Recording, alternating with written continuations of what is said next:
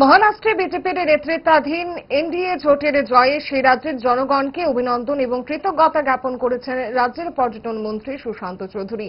শুনুন তিনি কি বলছেন।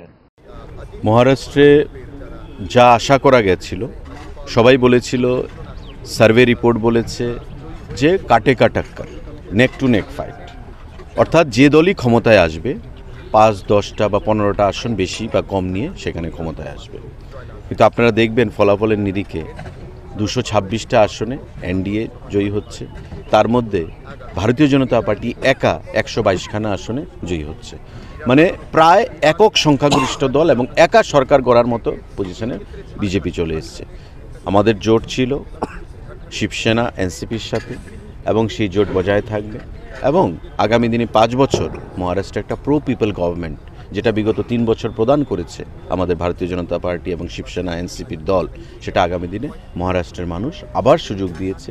তাই আমি তাদেরকে অনেক অনেক ধন্যবাদ জানাচ্ছি।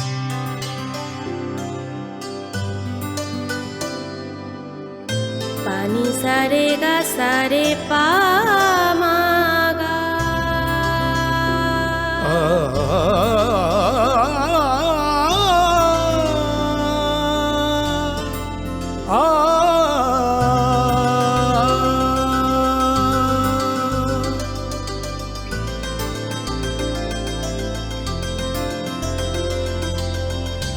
স্বর্ণকমল জুয়েলার্স, আপনার চেয়ে আপন।